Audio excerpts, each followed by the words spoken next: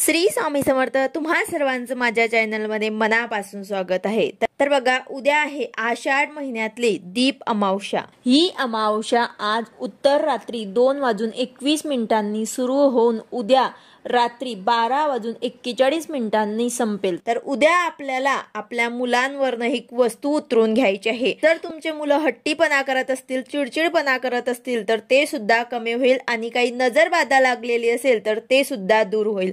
तर यासाठी प्रत्येक आईने आपल्या मुलांवरनं 12च्या आत आपल्याला ही एक वस्तू जी आहे ते उतरवून घ्यायची आहे। आता ती वस्तू काय आहे आणि कशा प्रकारे उतरून घ्यायची आहे याबद्दलची संपूर्ण माहिती मी तुम्हाला आजच्या व्हिडिओमध्ये सांगणार आहे। व्हिडिओ पूर्ण बघा जेणेकरून तुम्हाला संपूर्ण माहिती मिळेल। जर तुम्ही चॅनलवर नवीन असाल तर चॅनलला सबस्क्राइब करायला मात्र विसरू नका आणि व्हिडिओला लाईक करायला मात्र विसरू नका। तर बघा, आपल्या मुलांसाठी आपल्याला हा उपाय नक्कीच करायचा आहे। उद्याची अमावस्या अत्यंत महत्त्वाची आहे, कारण ही अमावस्या आषाढ आणि श्रावण महिन्याला जोडणारी अमावस्या आहे।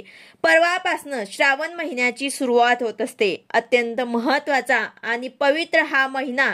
तर उद्या आपल्याला आवर्जून हा उपाय नक्कीच करायचा आहे। प्रत्येक आईने आपल्या मुलांसाठी हा उपाय नक्कीच करा। आपले मुलं हट्टीपणा किंवा मग चिडचिडपणा करत असतील किंवा व्यसनी असतील किंवा त्यांचे मन अभ्यासात लागत नाही, प्रगती होण्यासाठी त्यांच्या करिअर संबंधित सर्व इच्छा पूर्ण होण्यासाठी आपल्याला हा उपाय करायचा आहे।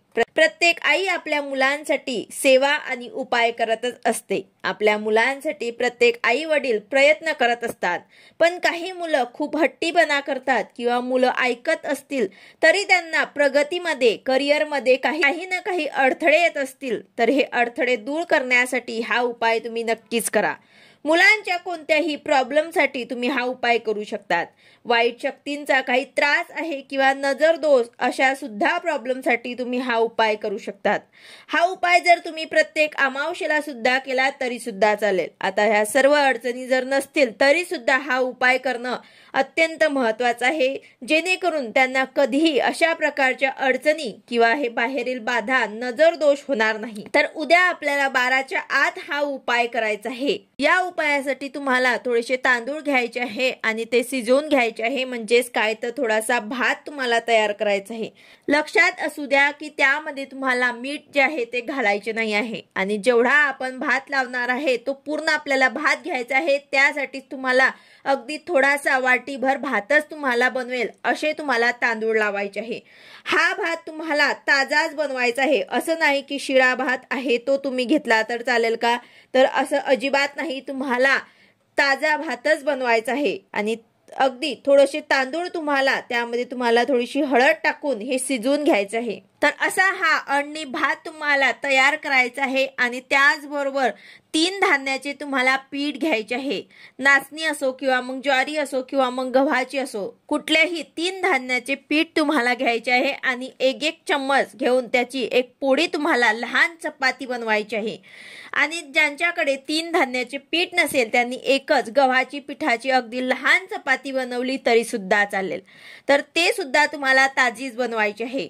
त्यामध्ये सुद्धा तुम्हाला मीठ घालायचं नाही। तर असा हा भात आणि एक चपाती लहानशी हे तुम्हाला एका पत्रावळीवरती ठेवायचं आहे।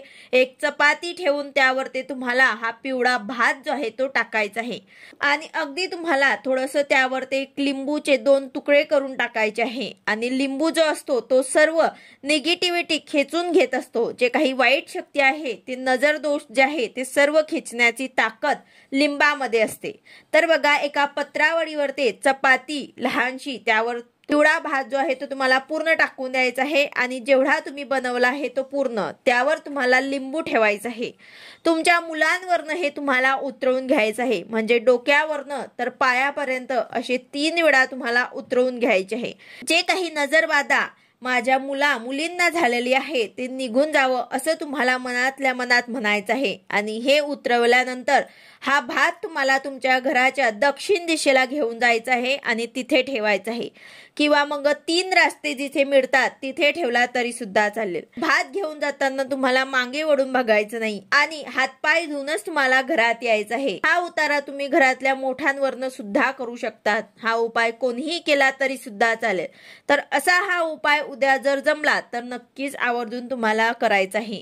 या उपायामुळे आपल्या मुलांना काही नजर बाधा लागलेली असेल तर ते सुद्धा दूर होईल आणि आपले मुलं ऐकत नसतील तर ते सुद्धा ऐकू लागतील। तसेच जर व्यसनी मुलं असतील तर ते सुद्धा त्यांचं दूर होईल। त्याचबरोबर त्यांना जे काही अडचणी येत असतील करिअर मध्ये ते सुद्धा दूर होतील। हा अतिशय प्रभावी उपाय नक्कीच तुम्हाला उद्याच्या दिवशी आपल्या मुलांसाठी करायचा आहे। व्हिडिओ आवडला असेल तर लाईक करा, शेअर करा, सबस्क्राईब करा। भेटूया अशाच नवीन व्हिडिओ सोबत। श्री स्वामी समर्थ।